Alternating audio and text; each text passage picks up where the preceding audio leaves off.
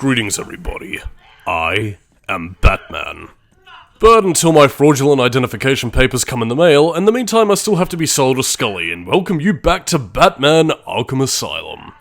So, we seem to have taken care of the remaining Titan formula notes of Dr. Young. Everything should be saved, but sadly, it's never this simple with the Joker, cause he's probably jerking up a new plan even as we speak. And since we now have the Backlaw, we can finally hunt for more Riddler trophies. The two hostages are saved, and we can frolic around here looking for Riddler trophies to our heart's content. Riddler. Yes, but, yeah, I think I might have mentioned this, holy mother of God, but, yeah. Those are legit skulls hiding inside these ventilation systems, so you have to wonder how many people either tried to escape, or, if Amadeus, he tried to hide the bodies. Oh, Amadeus, and it seems that he has a ventilation problem. It appears somebody's been farting through the ventilation system.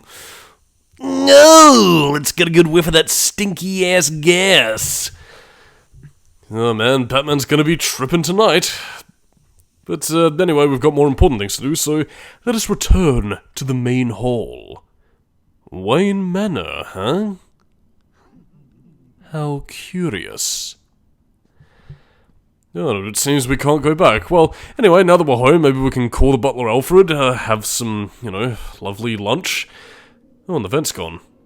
Though it's kind of weird that Bruce Wayne's home resembles the Arkham Mansion, and has been significantly elongated since last we've seen. How curious. Oh, and apparently the roof's gone to shit, or they installed some rain machines. I think we might be in for some rather bizarre antics. Oh, maybe we shouldn't have sniffed in a lot of that farty gas. It's a little bit stinky. I can't believe you insisted on sitting through that movie again, Bruce.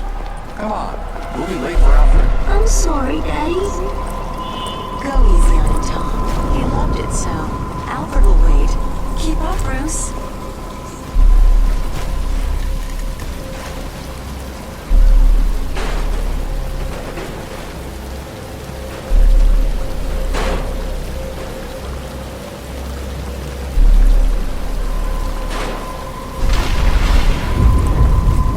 Where are you taking us? We can cut through here. But it's starting to rain. Bruce is tired. Can't we just wait for him here? Come on, keep up. We're nearly there.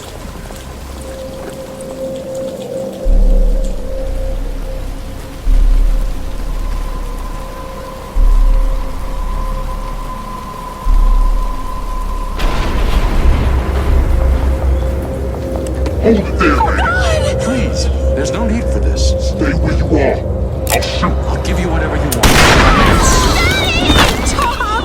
Oh God, Tom! Be quiet, lady. Just shut up. Give Stay away from me! Run! Mommy!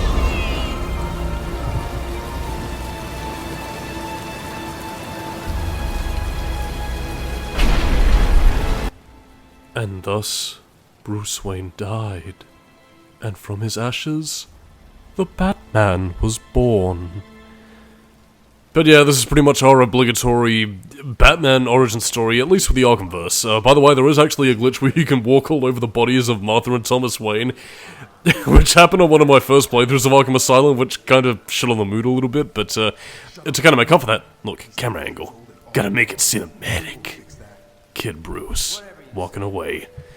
And it's also here where we get the first conversation between Bruce Wayne and Commissioner Gordon, so yes, indeed, it seems that Jim was here from the beginning, and he saw how the Bruce Wayne died. Callbacks, or call forwards rather. Continuity. But yeah, there is also a reason for why they have building assets from, Gotham City and Crime Alley. That's because I believe it's also used for a multiplayer challenge, I believe. Or, well, not multiplayer challenge, specifically, like, challenge mode kind of thing.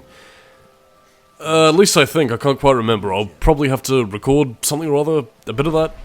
Whatever. We'll talk about all that stuff a little bit later, because I realized that in my stupor, possibly while I was drunk, but yeah, actually, I accidentally deleted the Joker challenge map footage that I was planning to show at the end of the commentary, so that's something I'm gonna have to re-record. And I might show off maybe one of the other challenge maps with Batman just to make up for it, but it's neither here nor there in this case.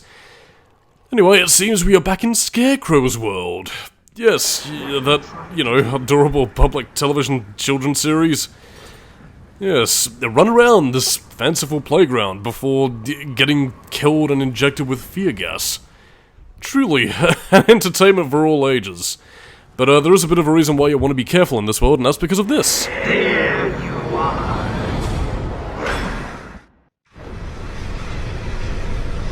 And at the end of fear, oblivion. And as a precursor to Oblivion, there is Morrowind. But yeah, that's basically the penalty factor for failing these simplistic 2D platforming challenges. Well, I mean, I wouldn't even really say platforming, it's really just more, well, what would I really call these? Basically just obstacle courses, really. Again, I did bring up the Max Payne comparison earlier, where it's, you know, meant to be a very sort of...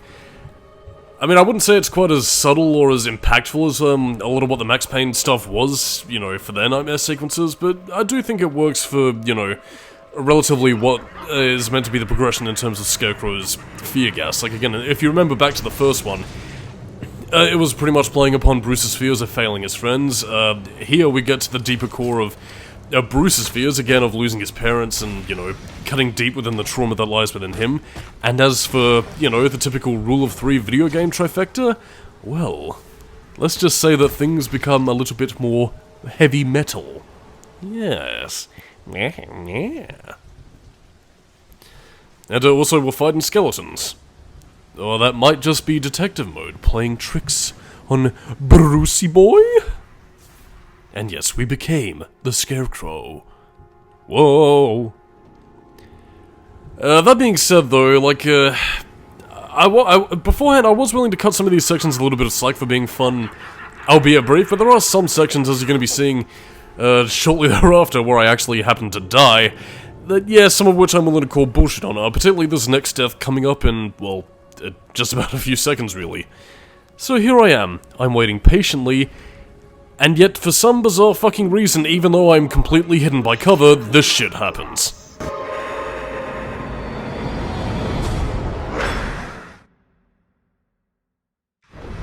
You failed. Now suffer. Bullshit, that was bullshit, that was bullshit, are you kidding? Yeah, again, the fact that I'm hidden behind cover and he still got me anyway is just... fuck it. But anyway, getting caught in Scarecrow's deathly gaze is basically symbolizing that Batman cracked, so, yeah, that's why we basically need to use the bat signal of ultimate power, I guess that's Batman's shotlock command for his Keyblade, to destroy the Scarecrow, or at least break free of the nightmare. But yeah, to kind of describe what's going on in reality, basically Batman's not actually fighting the dead skeleton, he's in the real world he's pretty much going and is punching out goons, so yeah, they don't actually have swords and he's not technically killing people, it's just that there are goons, and I guess maybe because of the fact that he's flipping between detective mode and, well, reality, which I suppose might be a factor of why he keeps on morphing between the Scarecrow and himself, to sort of give Batman the clue that, again, this world isn't real and he's fighting to free himself from the hallucinations. No, I never actually considered that before, but that's actually a nice explanation as to why Batman keeps on flashing between the two. But I suppose if I could talk about anything else in regards to some of the Scarecrow nightmare sequences, it does actually do a nice job of also highlighting what, you know, Jonathan Crane's character is like. Again, it's basically working on bullying psychology. Again, like, I mean, well, okay, it's not an absolute, mind you, but 9 times out of 10, again, you're only afraid of them so long as they fear you, and when you start to fight back, well, let's just say that things tend to be a little bit less one-sided, so, yeah. It seems that Scarecrow was afraid of the Batman, because Dr. Jonathan Crane, much like his brother Frazier and Niles, were bullied beforehand, and both into psychology. It's kind of, well, nothing, I'm just kind of thinking back to a bit of Cheers trivia, but is it possible that they named him Fraser Crane after, you know, the Scarecrow, who was meant to be a psychologist, and entering fear gas or whatever. Well, probably unintentional, but then again, they did have that little tangent where Norm and Cliff were discussing, you know, Superman and Bizarro comics, so it's possible it could have been in the back of their minds.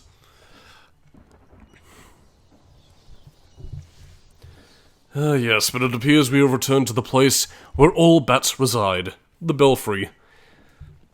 And, how exactly Batman got here, I have no idea. I guess maybe that was what all the zipping around was meant to be doing with his bat claw, but... Again, unless somebody... Well, I mean, unless Scarecrow himself locked him in the clock tower, how else did Batman get stuck here? Oh, well, but our only way out is pretty much to cause more property damage. I guess Bruce Wayne will be covering the bill for this thing as well. I mean, well, it's kind of curious to say, actually, because, I mean, in the aftermath of this game, and this isn't really much of a spoiler, mind you, Arkham Island pretty much becomes completely abandoned. Like, they don't do anything with it. I guess maybe, considering what happens, the budget of Gotham City is pretty well buggered and more or less spent on Quincy Sharp's campaign for mayor. A lot of his promises. Vote Quincy. Whee. That would have broken Batman's wrists, his arms probably. Spring was a turning point. Every day I'm shuffling. Yes, that's enough Spirit of Arkham shit. Yes, it appears he's still within these walls, and how exactly he managed to place all of these little templates to his work, who knows really.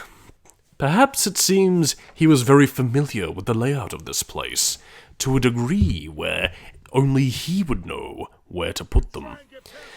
And now we have a new enemy to change up the dynamics. Stun stick goons. Now, you can't take these enemies on directly because, well, apart from that, you'll pretty much get stunned and take off a bit of a chunk of your health. But you can use the back claw to pretty much just pull them down until they get up. He ain't nothing. Yep. Takedown. Oh yeah. Because that's what the Batman does. So, the primary way to defeat stun stick enemies is pretty much to jump up behind them and, well, attack them from behind and give them a punch in the ass! Ah yes, the Catwoman. Brucey boy's, sort of on-again, off-again love interest thing, depending on whether or not you go for Talia al Ghul or, I don't know, other various things that comics writers like to do with the thing. But anyway, this is pretty much just Joker going, Batman, I'm making fun of you. Oh, by the way, you better go off and find Dr. Young, because Victor Zsasz is on his way, and, let's just say he ain't takes kindly to attractive young ladies, walking around without putting the mark inside his skin. But anyway, this is, Catwoman's gear. No idea why it's in Arkham, because she isn't technically insane, she's just more of a thief. By the way, I really like this outfit for her. I kind of wish that was the outfit she had in Arkham City, and I mean, it is sort of the one that they had, but they exposed the cleavage window, which, I mean, to be honest, I do sort of get, you know, Catwoman up in the sexy factor, but I don't know. That catsuit sort of thing just, I don't know, it kind of suits her quite nicely, and just seems fitting. Well, in more ways than one, really. I mean, it's form-fitting, but I mean, it's also fitting for somebody who wants to, you know, go for stealth while having that very skin-tight figure. When the hell did I become a fucking fashion critic, and when the hell did I start getting so prudish about people's appearances? Oh, well, I mean, it's not going to be the last time, but we'll see as we go on a little bit later. Stay where you are. Dear, it appears Victor Zsasz has found Dr. Young. And remember, if he sees anything that looks a little bit like a bat, then Dr. Young is pretty much screwed. So now it's time to do a thing which we... Actually, it's pretty much a mechanic that we don't actually use again, or at least I never found a situation to use it, so, yeah, on that note, I'm Solidus-Skully, keep it new metal, and next time on the Batman Arkham Asylum commentary, well, You stuff. monster! You evil, evil, evil monster! He's not going anywhere. You can stop now. Sorry. I'm so sorry. I saw Bane. I know. Joker threatened me. I wanted to stop the experiment. I tried to give him his money back.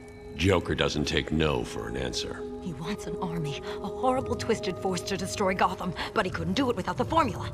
I hid it, but So now he has Venom and your formula. God, he has gallons of the stuff. There's a lab, hidden in the gardens. It's locked off, but the security key codes for the entire island are in the warden's safe. What else is Joker planning? How should I know? You think anything he says makes sense? I think he's insane. Oh my god! Get out of the way!